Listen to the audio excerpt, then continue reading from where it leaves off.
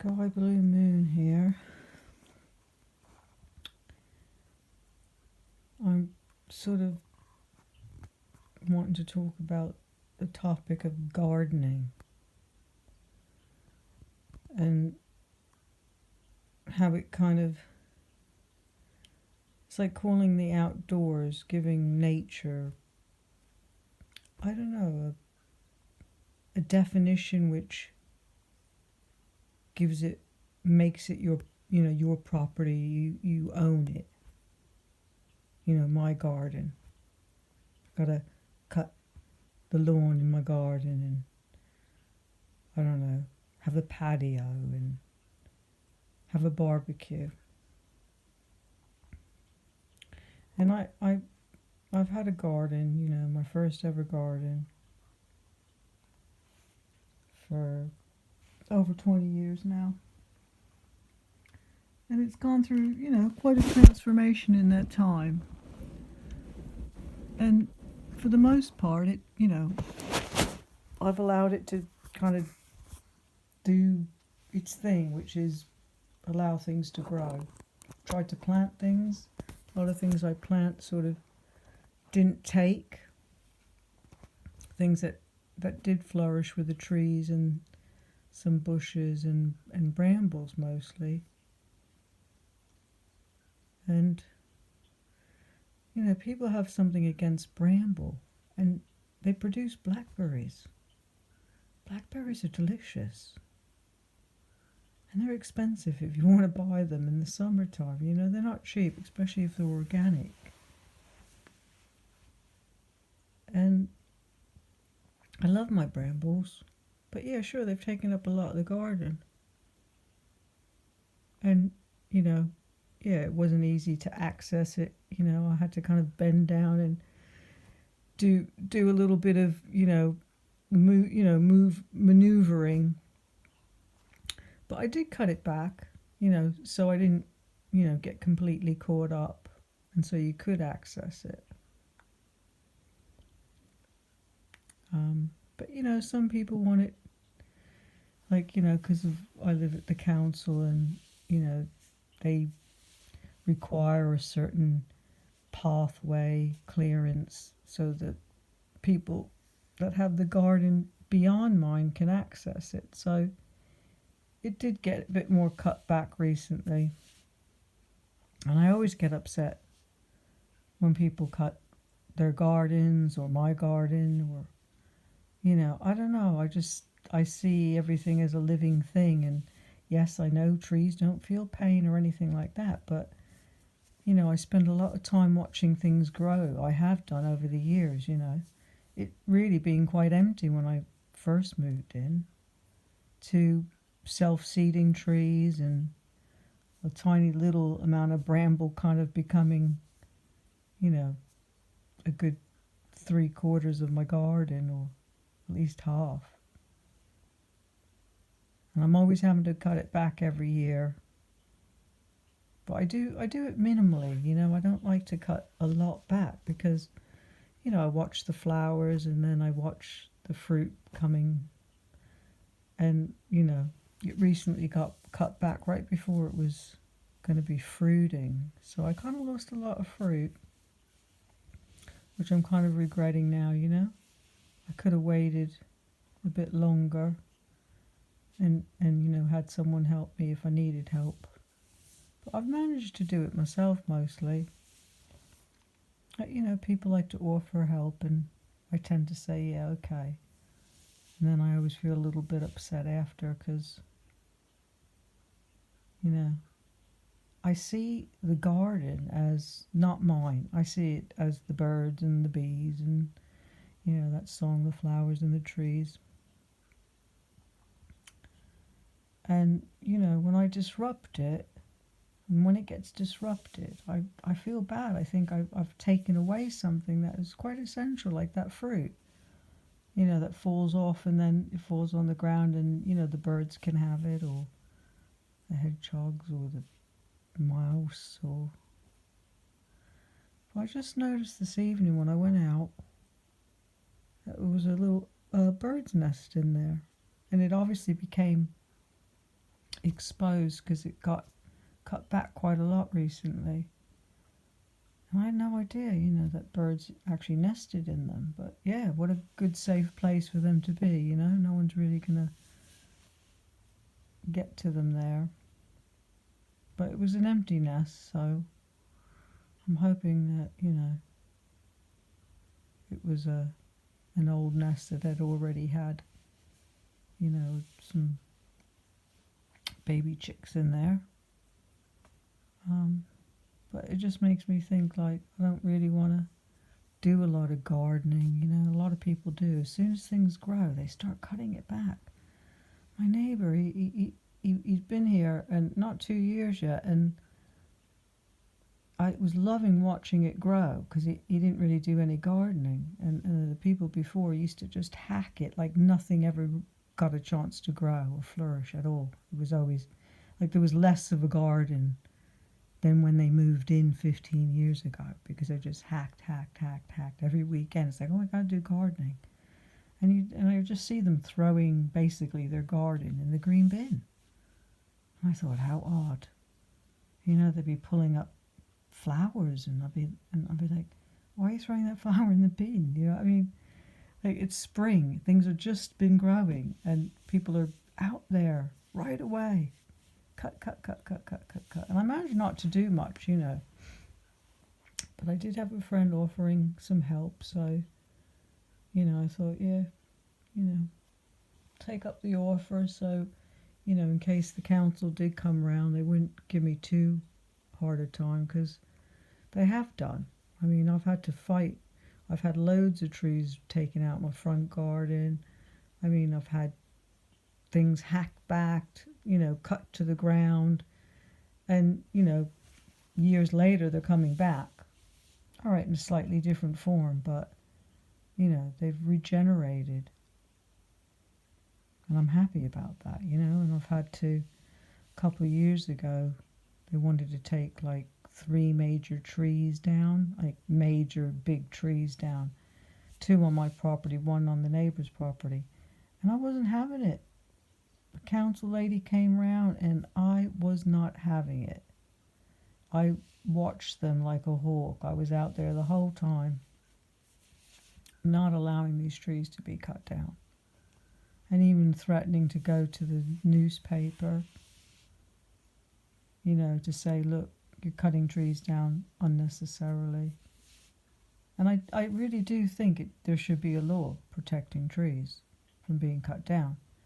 And there is something going on, quite a big deal here in the UK, where they're going to be putting this high speed train, and it's going to go through tons of ancient woodlands. So there's a big kind of thing going on now with that. People are protesting, and I saw something recently on Extinction Rebellion, and I think it was, pretty sure it was them, and they were, one woman was kind of harnessed up in a tree,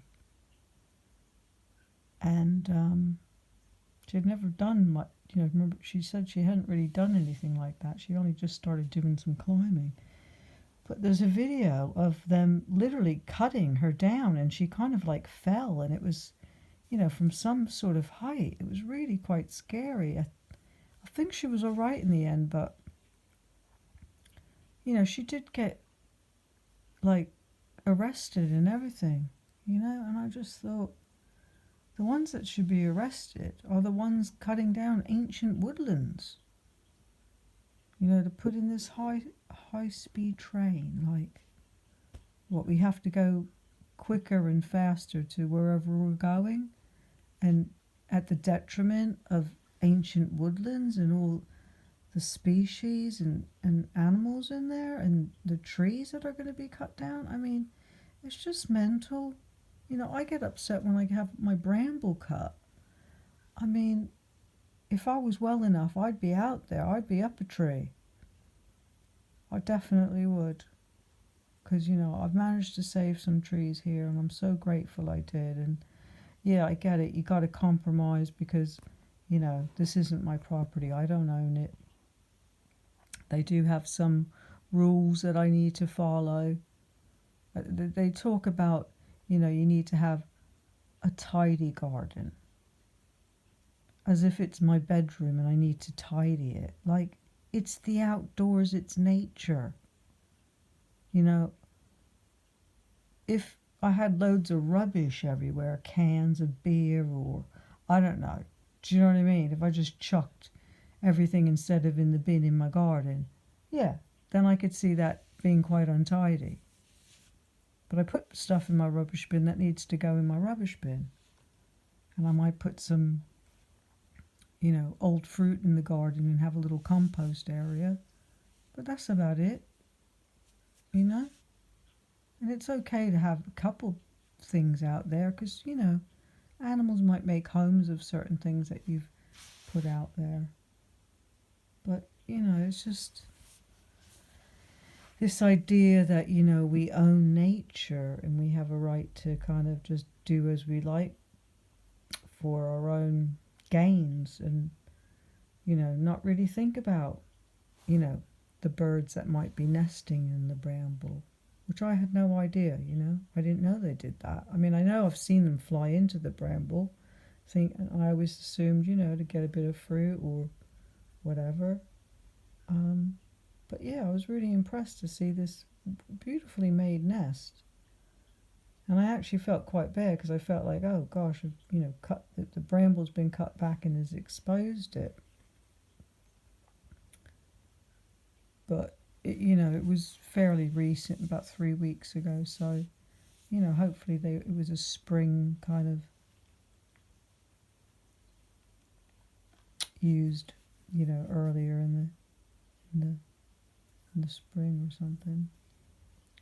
But we're in August now, so it was about maybe 2 weeks ago or something. No, maybe 3 weeks. Yeah, it was a little while ago now that it got cut back, so hopefully we didn't disturb the bird. But yeah, the idea that we own nature, I think, is really wrong, and cutting trees down is just needs to be a crime. I think that's one of Extinction Rebellion's things, is that they want to see something being done about crimes against nature. I don't know if they call it something like ecocide, or there is a word for it, like, crimes against the, I guess, ecology.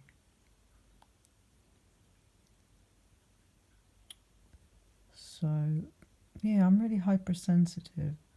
I guess I don't go out a lot. My garden, I spend a lot of time in with my dog, Maisie Moo. And it was our favourite place to be, really. Because I wasn't, always able to get out. I have mobility issues, and like, I didn't have to go far to be out in nature, and neither did she, and she loved it. Long grass, it was always, a bit wild in my garden. It still is. I mean, compared to most people's gardens. I mean, some people's gardens get completely run over. One of my neighbours, he can't even get in his garden. It is literally all brambles, and a lovely tree. I think it's an oak tree. But I remember it was planted, before I moved in the area. It was quite small. Now it's just massive. Got some nice big trees in the area. I just think it's so important to really nurture nature and not just kind of willy-nilly, hack it because, you want to do some sunbathing, But, I mean, I understand people having some outdoor space, but I guess I just want most of the space to be for nature. And I just kind of want to sit there generally in a little corner quietly observing and listening and just, getting a chance to see all the species that are enjoying the warm weather and who you don't see, throughout the winter. So yeah, I get upset about it being cut back all the time, but for years I see it regenerate and come back, so I know it's going to be okay.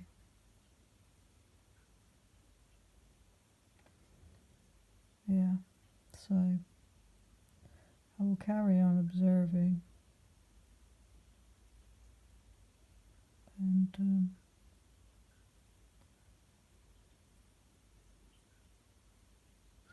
hope that little birdie has flown the nest before it got exposed.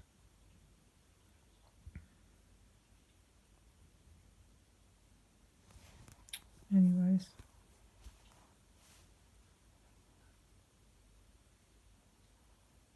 nature is to be looked at and not to be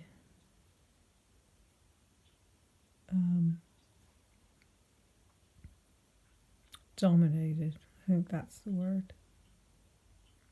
I think mankind likes to dominate everything and forgets the importance of all of what the earth gives us, kind of for free, you know what I mean? Like, I didn't plant the bramble. It's there, it was always there. And yeah, I want it to be respected more, and I think that's the thing, we don't respect nature. We think, everything is ours, mankind's at the top, animals are below it, and then nature's below it, we're at the top, but really we should all be on the same level, living amongst each other and wanting it to flourish so that other species can flourish, because the way things are going, you just hear about so many things becoming extinct because of animal agriculture and the rainforest being cut down, for palm oil and planting things like soya for feeding the livestock, and it just is so detrimental to humanity. It's not helping us. We're in a major worldwide pandemic. There could be another one on its way in terms of the discovering already a new strain of virus in China. That could be the next worldwide pandemic. And it's all because of the abuse of the animals. And hence abuse of nature, because it's all connected. And it is like our downfall. I'm talking about it on a micro level, like my garden, but it's on a massive level. It's happening on a massive level. The Amazon being destroyed and all the fires they had in Australia that killed so many animals. I mean, it's like we are getting our karma, This is the result of what mankind has been doing, just neglecting it and not really caring and just thinking about, what mankind wants to do to create business and earn money. And look what the expense is at the expense of humanity and the future of our planet. I read something, and it was about the oceans, and they're predicting that in 2050 there'll be more plastic than fish in the oceans. And that just, I think they said there's 150 tons of it in there now. That's madness.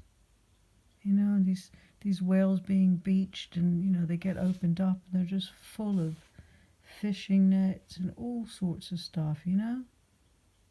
Like it's a crime. I just never knew the scale of that. The scale of rubbish being dumped in the ocean. I don't even get how that's allowed. I don't understand how it's ever been legal to do. Like, whoever thought that was a good idea?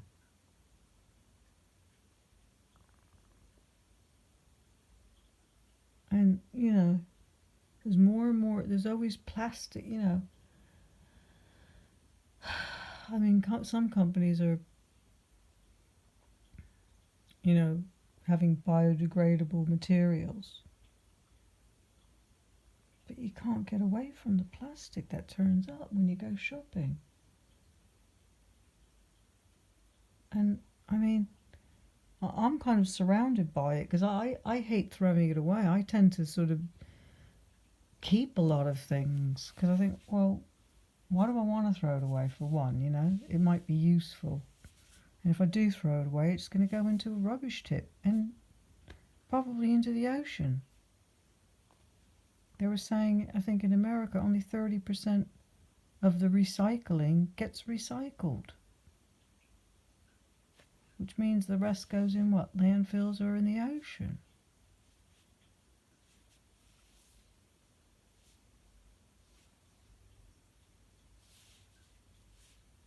So,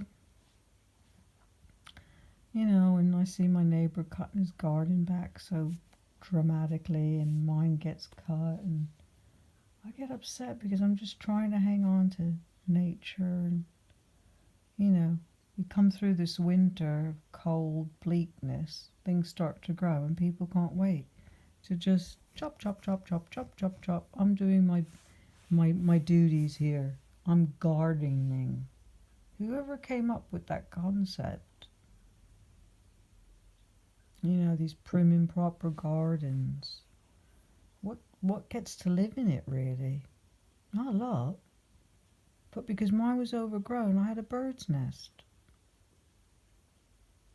And there's some hedgehogs about somewhere. I don't know, like, exactly where they live. I don't want to disturb them. I've seen little field mice. Unfortunately, there's a couple cats about, so they don't always get away unscathed with the cats.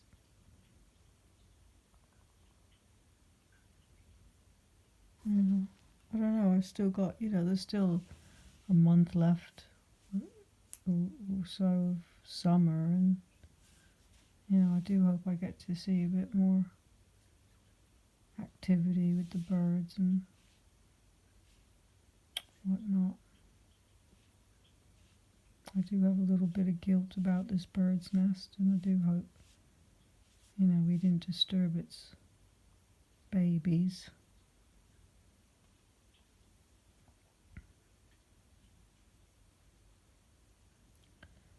But, it always grows back.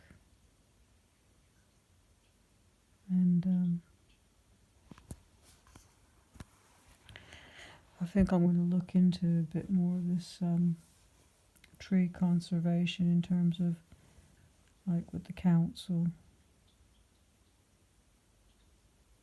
And and see what policies they have, because, you know, they say they're planting trees, but, you know, I've heard them cutting down trees to, you know, make pathways and things like that. And these are old established trees, you know, that got cut down. And now this ancient woodlands that are going to be cut down for this high-speed railway. I'm well upset. And I think what's his name is Chris Packman. He does a nature show. I didn't really know of him. A friend told me. And I know he's, you know, put in some sort of appeal, and I think it was just to have the work done later on. I don't even think they can stop the work, but I think they were trying to stop it from happening at a time when, you know, there's nesting going on and things like that. So we'll have to see how that goes. But, you know, a friend of mine who was a gardener as long as I knew,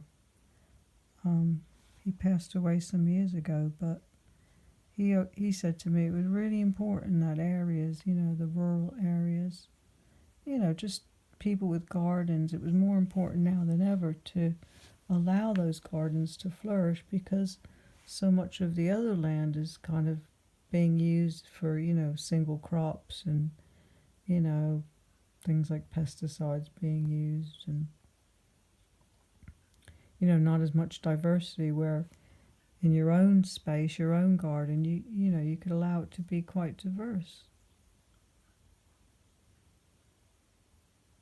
So I've always remembered what he said, and pretty much just let my garden do its thing, and then cut it enough back so I can sit there and observe and just be amongst it. Because for me, the garden isn't about it being for me, it's about me being able to just observe what the nature that is naturally, you know, abundant, and the species that come to it because of it. So I just want to be an observer, you know. I don't want to dominate. So hopefully I'll get a chance to do that with what's left of the summer.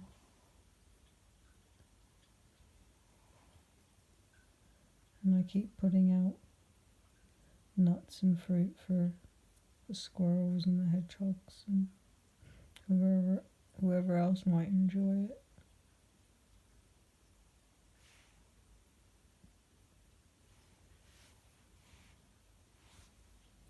Anyway, people, respect nature.